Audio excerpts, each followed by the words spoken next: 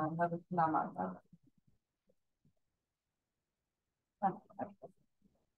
morning, everyone. Good morning. Thank you for attending the Twin Cities Sanga's December monthly service. I can't believe it's already December this year. And then we also have a body day service in person here at the Beckett Wood. And then also thank you for attending also online from various places. Thank you so much. And then this is a special day for us. So we celebrate Shakyamuni Buddha's attainment of enlightenment while sitting beneath the Bodhi tree. Unfortunately, Bodhi tree is not going to survive in coldness in Minnesota, so we don't have a chance to see the Bodhi tree. But some places in California, you might have a chance to see the Bodhi tree. So the Bodhi tree has a very big leaf about this size, and it's a beautiful tree. And then the Shakyamuni Buddha was sitting there for a long, long time. And then the December 8th, historically, the date sets there, the December 8th. So Buddha became awakened person after years of hard training. And then, so let's make a moment to remember and honor his remarkable journey.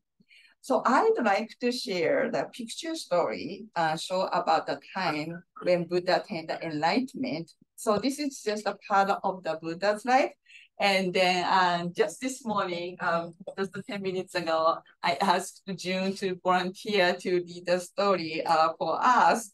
Yeah, he's very generous to the joint very generous to be accept my to be my help. So can you start? Yeah. So you can use, I mean, which way is easier? So just be here to hold the, it would be harder for your arms to. Okay. So, well, maybe you can hold entirely like this. Yeah. And then flip from the opposite way. So you read this and then front to back. Okay. Yeah. So I think you can hold just this. Yeah. Okay. Yeah. And then do this. Oh. Yeah. Oh, okay. Yeah. Wait a minute. All right. So Prince Siddhartha was 29 years old when he renounced the world, and he started traveling as a mendicant to go from one holy man to another, asking them for guidance. At some time, people offered him wealth, lands, and everything that could make life more pleasant for him. Siddhartha kind of reeled from this. I've known riches and jewels and every pleasure, but the measures of the world bring no peace and cannot conquer sorrow.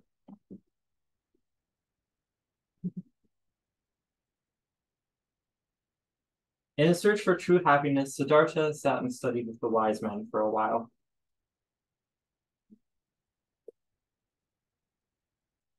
Unsatisfied with the teachings of these men, he traveled south until he came to a great forest.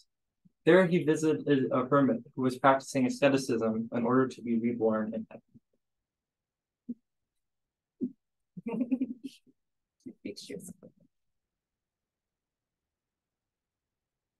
He himself started practicing severe asceticism. He ate only 1 grain of rice a day, and later he stopped eating altogether. For 6 long years, he continued to put his body through all kinds of torment. His body was greatly weakened, thin, and tortured. What is the purpose of these difficult practices? Asceticism was not the right way to find the truth. Would I ever be able to find the truth of this body in such poor condition? Surely I have to make some changes. He decided, therefore, to put an end to this self-denial and to take care of his body. And he decided to bathe in the clear, warm water of a river.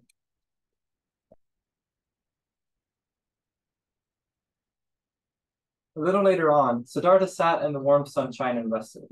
As he thought to himself, he realized he must eat normally and find some new strength. From a lady named Sujata, a maiden from the neighboring village, he accepted a bowl of rice milk, and once again his mind became clear and determined.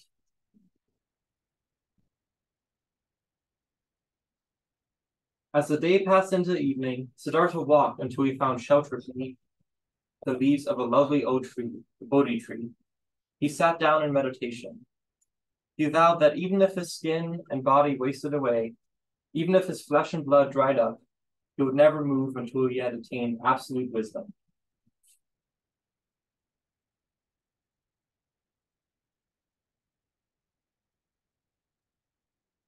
No sooner than that the prince had entered the last phase of meditation, the power of evil attacked him and subjected him to temptation after temptation without avail.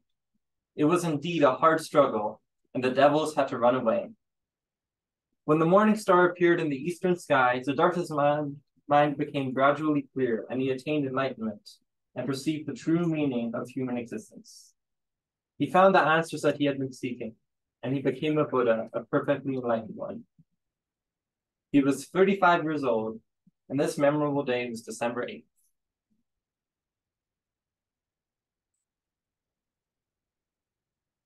After Siddhartha was enlightened, he did not immediately go to the people to share his teachings. He hesitated because he wondered if the people would accept his teachings. One of the gods, Brahma, came down from heaven and asked him to teach his teachings to the people. What good is my enlightenment if I keep it only for myself? My enlightenment is to help a suffering world.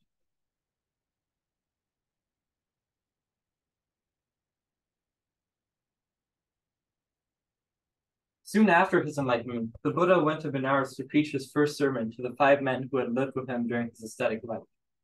He had set the wheel of truth into motion. The 5 men who listened to him became his first disciples and the first Buddhist Sangha. Thus, the 3 treasures, Buddha, Dharma, and Sangha, were formed over 2,500 years ago from this small group of people who were gathered at the deer park.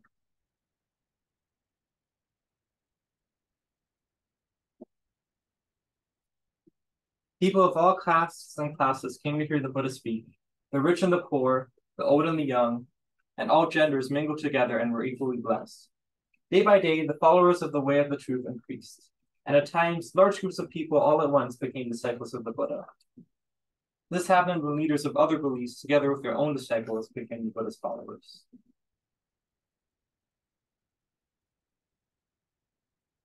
"45 years later, when he was 80 years old, reached the forest that borders Kusinagara and rested between 2 large sala trees. His disciple Ananda became an attendant to the Buddha. He said to Ananda, "Oh, Ananda, make a bed for me under the shade of the sala trees. I want to rest now. My illness seems to have gotten worse."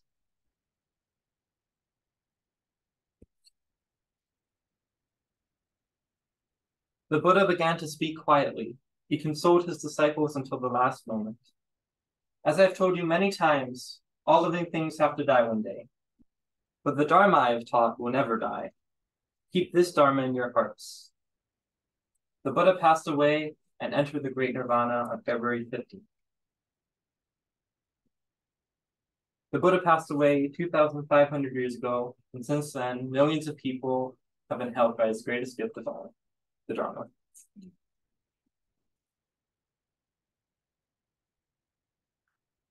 More about that.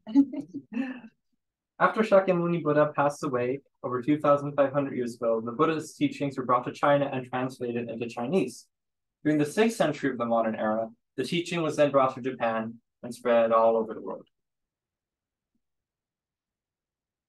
Thank you so much.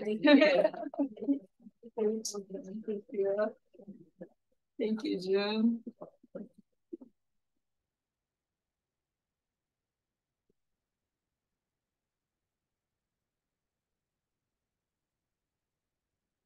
Wow. Thank you so much. They did a great job, even though I asked them very in the last minute. So, arigato. Thank you so much. Well, so at the beginning of service today, so we all chanted the sutra Sanbutsuge together. So it appears in the sutra under the Buddha immeasurable life. So in this Gatha, the Bodhisattva Dharmakala, who became Amida Buddha in the beginningless past, the praises of this discourse and the Dharma and the brilliantly majestic appearance of his teacher, Buddha Lokesh Bharaja, something like that. I'm gonna wake up. The glorious Buddha, the Buddha Lokesh Bharaja, was the same image of the Buddha when he attained an enlightenment, just about the story of the picture story. So the first paragraph, we actually chanted in Japanese, looks like, but it's actually Chinese. So, I will just translate it to English, just the first part. Your radiant contestants of the majestic, and your dignity is boundless. Radiant splendor such as yours has no equal. Even the blazing light of the sun, moon, and many jewels is incompletely hidden and obscured, and it looks like a mass of black ink sticks. The countenance of the Tathagata is unequaled in the world. The great voice of perfectly enlightened one resound throughout the 10 quarters. So this glorious encounter was also the Shakyamuni Buddha's encounter with the Buddha Dharma. So it's the most joyful things and cannot be replaced by anything. So Shinran Shonin, our Jodo Shinshu founder, he wrote in Shoshinge, his writing, he describes his encounter with Buddhism, Buddha's enlightened, and his appearance in this world as a short moment of that joy that arises. So why Shinran Shonin mentioned that was so joyful and then grateful? The first reason is that one must be born as a human to encounter the Buddhism. The probability of being born as a human being is an imaginary law. So I could take it as a human being and conform to Buddhism. So another reason is that we can reach nirvana as ordinary people without serving blind passions. So let's examine the first reason. So we are able to encounter Buddhism by being born as a human being. Unless you are born as a human, you cannot experience Buddhism. Maybe, let's say that might be possible today because we cannot know what other creatures other than the humans encounter or think.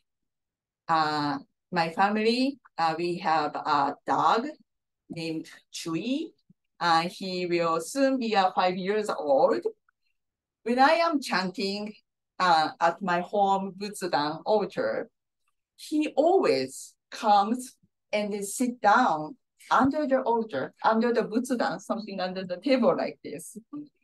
So, and then he just comes no matter where he is in a house, and he seems to be meditating, closing his eyes, listening my chanting, and looking so comfortable.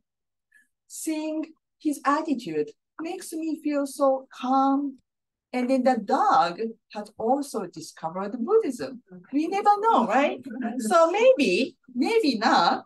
So, but he cannot tell, I found Buddhism or anything, but could be. So, but just unfortunately, they cannot, tell us. So, but let's assume just today in this case, let's assume that if you are born as a human, so you will be able to encounter Buddhism. So now, do you know how likely you can be born as a human?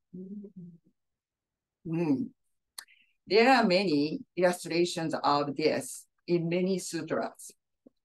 So as first example of how difficult to be born as a human being. it is said that it's rare as finding the needle in the ocean. Tiny needle in the ocean. It's hard to find, right? Another way to express that, very thin thread hanging from the top of the mountain, Shumisen, which is one of the famous mountains in India. Top of the mountain is inserted into the eye of the needle at the foot of this mountain. Okay, very thin noodle put into the eye of the thread and the eye to needle. So you can easily experience this. Even me, I just had a birthday yesterday, and then I'm over 50 something. It doesn't have to be top of the mountain or the foot of the mountain. Here, it doesn't go. It have to go. So you can easily imagine that and how rare it is to be born human being. And in another way, in the Agon Sutra, there is a parable that it's called the blind turtle in the ocean and a floating tree. So one day, Buddha asked his disciple Ananda, at the bottom of the ocean, the lives are the blind turtle. So the turtle rises to the surface and it shows his face on the sea once every 100 years. Okay. At that time, the piece of driftwood was floating, and in the driftwood had a little hole in the middle of the tree. When it floats to the surface, the turtles going up to the surface, and then the turtle's face will stick head out of the hole in this floating tree. So the Shakyamuni Buddha asked his disciple Ananda, how often it happens? And then Ananda said, oh, I can hardly think of such a thing. So Buddha said, anyone would think such a thing is possible. So however, it cannot be said, there is no such a thing at all. Being born are human beings. So it's even more rare than the current example. So I have heard that it's said that we have been blessed with such a rare and precious cause and conditions. So we read three treasures today, together today, and it begins with, hard is to be born into human life. Now we are living it. Difficult is to hear the teaching of the blessed one. Now we hear it. Being born as a human being is very rare. And encountering Buddhism is even rarer, right? So, but what is notable is to be born as a human being, and we have met the Nembutsu teaching, Buddhist teaching. So I live my life taking it for granted. Only through encountering, listening to the Buddhism, can I be truly grateful for being born as a human being. We can become aware of it. If you cannot encounter the teaching of the Nembutsu, the Buddhist teaching, being born as a human being could not be a joy. They will probably end up with a painful life of suffering. And then 3 months of existence taught us that everything is suffering. So yesterday was my birthday. So today, please allow me to tell you about a little bit about my life. 50 something years ago, I was born in Fukuoka, Japan. My grandfather, grandmother, father, and the mother lived together. And then the house was a temple. So Jodo Shinshu Temple, which is our sect that we are following right now. So my grandfather and then fathers, they were ministers. So I don't remember how old I was, but the next thing I knew, I sat next to my grandpa chanting sutras. So these things are happening without me knowing, just happened.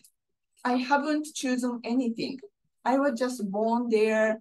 It was just a temple. And then I just realized I was just studying chanting with my grandpa. So there are many ways when I say like living in a temple. I have one younger brother. Since he was little, he was told, when you grow up, you are going to become a minister. I was told, when you grow up, you are going to marry someone from the temple. I thought we had no freedom. I didn't like it. So I thought I wasn't born in a temple because I wanted to be born in a temple. I couldn't be happy about being born in a temple. If I was going to be born as a human, I wanted to be born another family. I never felt grateful that I was even born as a human. Teenager. That was when I was 14 years old. So I have 3 children, and my youngest, my daughter, Emily, is just 14 years old right now. So I was thinking about, oh, I was that age. One of my classmates died of cancer. So she kept missing school, and suddenly our teacher told us that she was sick and then was hospitalized. She could not come to the school for a long, long time. So one day she came to school for just one day. She was wearing school uniform and in a wheelchair. She was wearing wig. But we never doubted she was back to school because she started to get together on that day. But in a few weeks later, we heard she passed away. We couldn't believe what was happening before our eyes. At that time, I thought people who get older die first. The friend was the same age as me. She died from an illness at the age of 14. I remember going to the funeral and seeing her father and mother very, very sad. And then mother told us, thank you for coming today. My daughter always wanted to go to school. The mother said, so that day she came to school, even though she was in a wheelchair for one day, but she was too weak to walk, but she really wanted to see everyone. As a teenager, I sometimes felt like I didn't want to go to school. I thought I wouldn't say like that studying either, but I decided to stop saying that from that day. From then on, I could realize many things when I heard about the Buddhism, being born as a human being and then being alive today is a coincidence of the coincidences. What I am talking about here today, Nirvana Day at Twin Cities, the Buddhist Sangha here, is a coincidence of the coincidence. When I met my husband in Japan, got married, and came to Minnesota, I could never have imagined that I would be wearing minister's robe like this, and then talking about the Buddhism in front of everyone. More than 10 years ago, I met Taiko group, Kogen Taiko, in Minnesota. And after that, I met the lady named Helen Tsuchiya, Frank's mother. And she invited me, come to the temple, come to the Sangha. I have the baby, my oldest was just born. And she said, oh, bring your baby. Without the encounter, I would not be here today. So Shinran Shonin taught us the world of Pure Land, where even ordinary people who cannot fulfill their worldly desires can be attained. I can stand here and speak here as a minister because of many connections and because this is Jodo Shinshu Buddhism. This Buddhism, this is for everyone. There are still many things I need to learn. There are many things I need to study about Buddhism. I could improve my English. I could improve my communication skills about, especially about the Buddhism in English. There are still many things I have to try on. But even I am not the perfect person, I'm allowed to stand here and talk because this is Jodo Shinshu community, this community. This is because this is the community here that support each other and said it doesn't have to be perfect. Yesterday, when I was thinking about what should I talk about tomorrow, on my birthday yesterday, I thought I just wanted to express my gratitude to all the people who came and they listened to my story. I'm very grateful. I was born as a human and I am still alive today. And I was able to encounter Buddhism through the teaching of Jodo Shinshu taught by Shinran Shonin. Even though I am contemporary ordinary person, I am grateful that I have decided to go to the Pure Land. Today, Bodhi Day, so Bodhi Day service. So let's celebrate Buddha's attainment of enlightenment. And let's be grateful that the Buddhism is still practiced in this part of Minnesota, America. And then let's be thankful for the fact that we were able to be born as a human and then that we are able to discover Buddhism, which is accepted by all people. So I'd like to conclude my talk by reading the working of Amida's great wisdom and compassion with you. So it is printed in this service folder, in the back of the folder here. So if you can join me to read this, I will really appreciate it. Okay, the working of Amida's great wisdom and compassion. Okay, together. Working of Amida, Tathagata's primal power, in taking the form of name, now and last, continuously or afterly, urging me to entrust myself to Amida. When I come to hear the story, and committing my life in the spirit of the heart, the love of the Dharma will always remain forever in my heart. Sustained by the great compassion of the Tathagata, my life is filled with gratitude and joy, and every mission to honor the Holy Ghost. As I follow, I lead to the truth. When my life is so concerning, and I take the birth of the land, I will see the wisdom of Buddhahood and shall guide others to the enlightenment. May we together joy, share the teaching of Jodo Shinshu, that Shinran Shonin the founder, and the inspiration of our heart as the truth of the Tathagata. Please join in my song. Namo Amida, Namo Amida, Namo Amida.